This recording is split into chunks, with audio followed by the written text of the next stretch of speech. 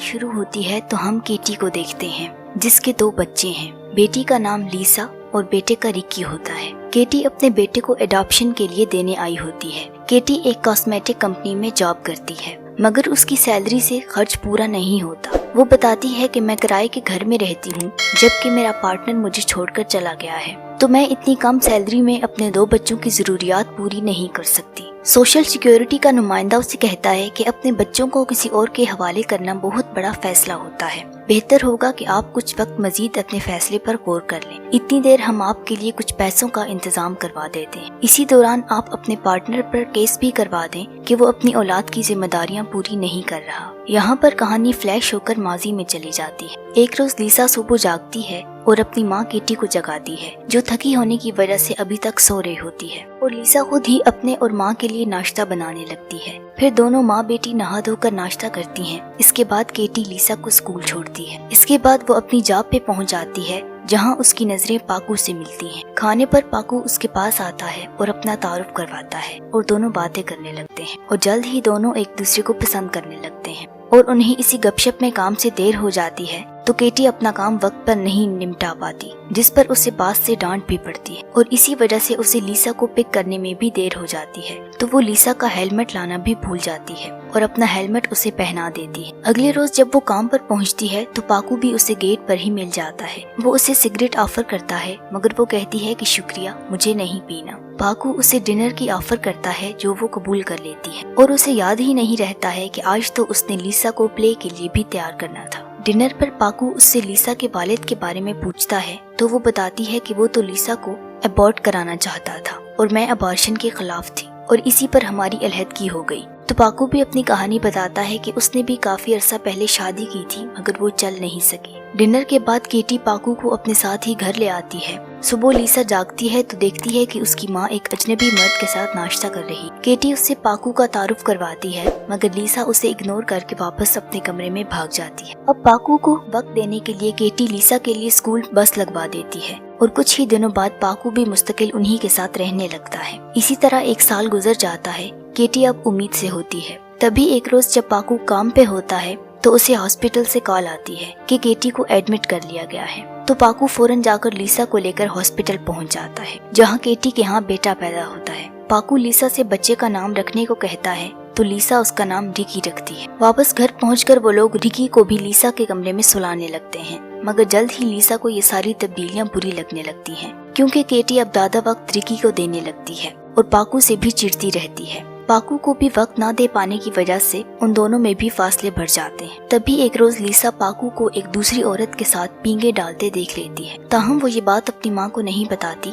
پاکو اب روز ہی رات کو دیر سے گھر آتا ہے اور کیٹی کے پوچھنے پر روز ہی کوئی نیا بہانہ گھڑ لیتا ہے، تو روز ہی ان میں نوک جھونک ہونے لگتی ہے۔ تو ایک روز پاکو کیٹی سے وعدہ کرتا ہے کہ اب کے بعد وہ فیملی کو وقت دیا کرے۔ اگلے روز ہی کیٹی بھی دوبارہ سے جاب جوائن کر لیتی ہے جبکہ پاکو رکی کی دیکھ بھال کے لیے گھر پہ ہی رہنے لگتا ہے۔ ایک روز جب کیٹی کام سے واپس آتی ہے تو رکی کی کمر پر چوٹ کا نشان دیکھتی ہے، تو پاکو سے پوچھتی ہے کہ تم نے اسے مارا ہے؟ تو پاکو کہتا ہے کہ میں کوئی پاگل ہوں کہ اتنے چھوٹے سے بچے کو ماروں گا، اور اسے تسلی دیتا ہے کہ ویسے ہی کوئی داغ سا ہے، ٹھیک ہو جائے گا۔ مگر ٹھیک ہونے کی بجائے وہ داغ تو دن بدن گہرے ہوتے جاتے ہیں اور بچے کا رونا بھی بڑھتا جاتا ہے۔ کیٹی پھر سے پاکو سے پوچھتی ہے مگر پاکو بتاتا ہے کہ مجھے نہیں معلوم کہ یہ چوٹ نما نشان اسے کیسے لگے ہیں، مگر کیٹی بار بار اسے ہی الزام دیتی ہے کہ یہ تمہارا ہی کام ہو سکتا ہے، تو پاکو غصے ہو کر اس سے بریک اپ کر لیتا ہے اور بیگ اٹھا کر چلا جاتا ہے۔ کیٹی کو پریشان دیکھ کر لیسا اپنی ماں کا دکھ بانٹتی ہے۔ پاکو کے چلے جانے کے بعد لیسا ہی رکی کا بہت زیادہ خیال رکھنے لگتی ہے۔ تبھی ایک روز جب کیٹی کام سے واپس آتی ہے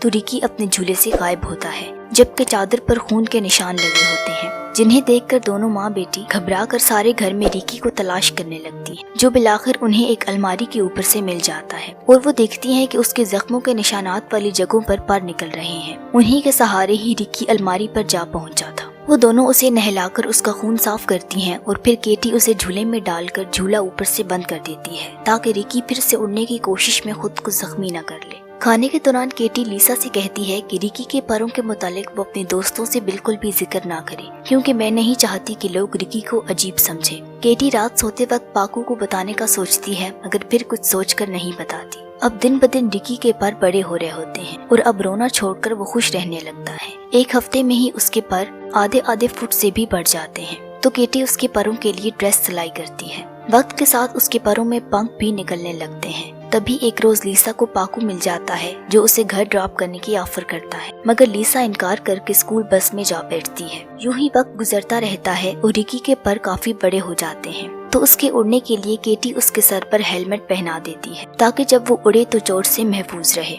अब दिन ब दिन इन लोगों के माली हालात भी कुछ बेहतर होने लगते हैं। केटी की 2000 यूरो की लॉटरी भी लग जाती है। तो ये लोग क्रिसमस के लिए शॉपिंग करने जाते हैं। शॉपिंग मॉल में जब केटी और लीसा खरीदारी में मसरूफ होती हैं, तो पीछे से रिकी अपनी जैकेट उतारकर उड़ने लगता है। तो ये नया अजूबा देखकर मॉल में मौजूद लोग डर जाते हैं। केटी और लीसा रिकी के पीछे भागती हैं। मॉल की सिक्योरिटी भी स्टोर बंद करके रिकी को पकड़ने की कोशिश में लग जाती है, मगर वो किसी को पकड़ाई नहीं देता। तो केटी उन्हें कहती है कि मॉल की लाइटें बंद कर दें और यूं रिकी बिलाखिर पकड़ा जाता है। अब राज खुल जाने पर केटी को मजबूरन उसे डॉक्टर के पास ले जाना पड़ता है, जहां डॉक्टर उसे बताते हैं कि उन्हें रिकी के कुछ टेस्ट करना होंगे, इसलिए आपको इसे यहीं छोड़ना होगा। हमें इसे खुला माहौल भी देना होगा ताकि ये बड़ा हो सके। मगर केटी इनकार कर देती है और रिकी को लेकर घर जाने लगती है। बाहर रिपोर्टर्स का रश लगा होता है जो ये नई और अनोखी खबर ब्रेक करने को बेताब हुए होते हैं, मगर केटी उन्हें इग्नोर करके निकल आती है। तो वो उनके घर पहुंच जाते हैं। काफी दिन गुजर जाने के बाद भी मीडिया वाले उनके घर के बाहर ही डेरा डाले होते हैं। उड़ने वाले बच्चे की खबर अब दुनिया भर की मीडिया का मौजू बन चुकी होती है। तभी एक रात रिकी काफी ज्यादा रोने लगता है, तो लीसा उठकर उसका पिंघूड़ा खोल देती है। तो रिकी कमरे में ही उड़ने लगता है।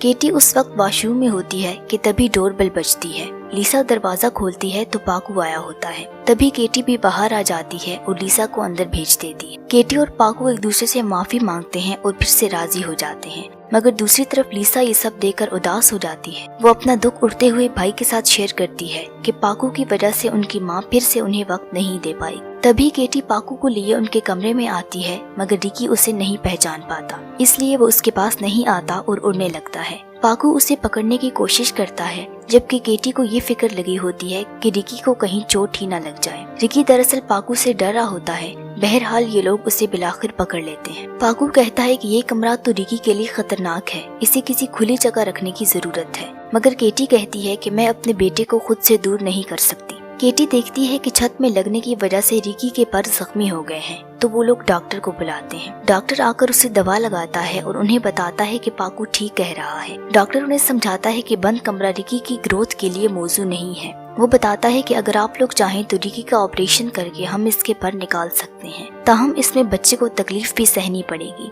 तो केटी इनकार कर देती है। उसी रोज रात को लीसा उसके परों को काटने का फैसला करती है, मगर ऐन वक्त पर पाकू कमरे में आ जाता है तो लीसा सो जाती है और रिकी के पर बच जाते हैं। सुबह नाश्ते पर पाकू केटी से कहता है कि हमें रिकी को मीडिया पर प्रेजेंट करना चाहिए ताकि मीडिया वाले इस पर डॉक्यूमेंट्री बना सकें, इससे हमें कुछ पैसे भी मिल जाएंगे। ये सुनकर केटी गुस्से हो जाती है और पाकू से कहती है कि बेहतर है तुम यहाँ से चले जाओ, मैं खुद ही रिकी को संभाल लूंगी। ताहम पाकू उसे डॉक्यूमेंट्री पर राजी कर ही लेता है। तो अगले ही रोज उसके कहने पर डॉक्टर बर्नार्ड मीडिया को बुला लेता है। केटी और पाकू मीडिया के सामने खुद को हैप्पी मैरिड कपल के तौर पर पेश करते हैं। वो लोग रिकी के पाँव के साथ रस्सी बांध देते हैं ताकि वो उड़कर कहीं दूर ही न निकल जाए, और फिर रस्सी पकड़कर उसे उड़ने के लिए छोड़ देते हैं। तो रिकी खुश होकर ऊंचा उड़ने लगता है। सारा मीडिया और लोग उसे देख देख कर हैरान हो रहे होते हैं कि अचानक केटी के हाथ से रस्सी छूट जाती है तो रिकी उड़ते हुए दूर निकल जाता है। ये सभी लोग उसे पकड़ने को भागते हैं, मगर उसे तो आज पहली बार उड़ने की आजादी मिली होती है। तो वो उड़ते हुए झील के पार जंगल की तरफ निकल जाता है। इंतजार कर करके बिलाखिर बाकी तो सभी लोग वापस चले जाते हैं,